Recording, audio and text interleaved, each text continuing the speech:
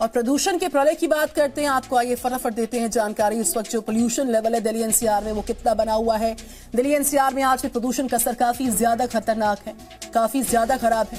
NCR में आज गाजियाबाद का जो एयर क्वालिटी इंडेक्स है सबसे खराब है, 362 रिकॉर्ड किया गया।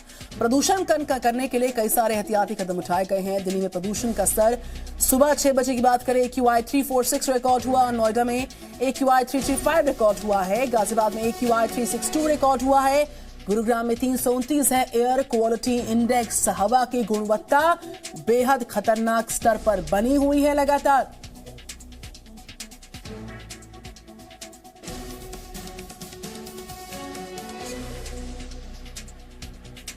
तो दिल्ली एनसीआर में प्रदूषण जो है वो लगातार बढ़ता जा रहा है, असर बच्चों के स्वास्थ्य पर पड़ रहा है। इस बीच ऐसा न हो इसके लिए सरकारी स्कूल्स को कुछ समय तक बंद करने का फैसला लिया गया।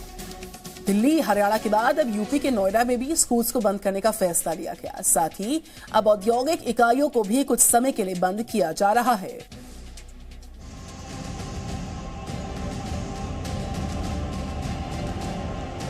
दिल्ली एनसीआर में एयर क्वालिटी इंडेक्स भले ही कम रिकॉर्ड किया जा रहा हो, लेकिन प्रदूषण का स्तर अभी भी काफी खतरनाक स्तर पर बना हुआ है और इसलिए दिल्ली और उसके पड़ोसी राज्यों की सरकारें लोगों को बचाने के उपायों पर काम कर रही है। दिल्ली में सभी और हरियाणा के 4 जिलों में स्कूलों को बंद करने का ऐलान पहले ही कर दिया गया था और अब यूपी के नोएडा में भी सरकारी और सभी शैक्षणिक संस्थाओं को बंद करने का आदेश जारी कर दिया गया है। प्रदूषण को रोकने के लिए नोएडा में पॉल्यूशन टावर लगाया गया है। इस टावर के शुरू होने से नोएडा के सेक्टर 14, सेक्टर 15 और फिल्म सिटी में रहने वाले लोगों को सबसे ज्यादा राहत मिलेगी। यह टावर दिल्ली और नोएडा की सीमा के पास लगाया गया है ताकि दिल्ली से आने वाले प्रदूषण से भी ये टावर नोएडा वासियों को बचा सके।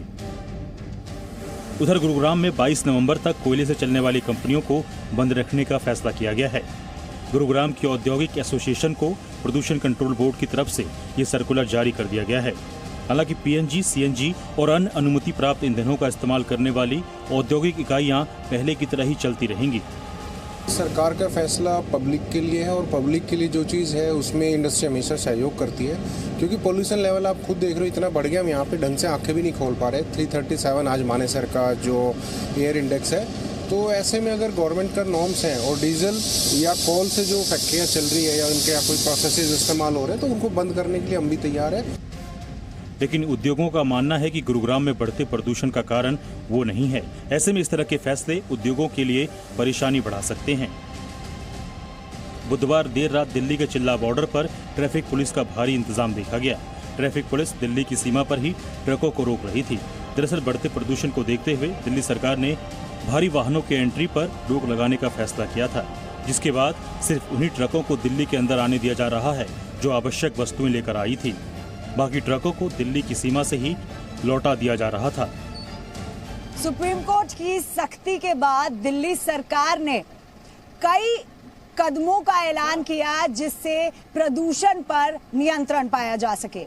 इस समय हम मौजूद हैं चिल्ला बॉर्डर पर, जो कि नोएडा या कहें यूपी और दिल्ली से सटा हुआ बॉर्डर है। यहाँ पर आप देख सकते हैं किस तरीके से बैरिकेड्स लगा दिए गए हैं, चेकिंग यहाँ पर है। नोएडा से पवन त्रिपाठी, गुरुग्राम से देवेंद्र भारद्वाज और चिल्ला बॉर्डर से महिमा कटारिया के साथ bureau report, C media. Presenting B News app available on Google Play and App Store. Download it now.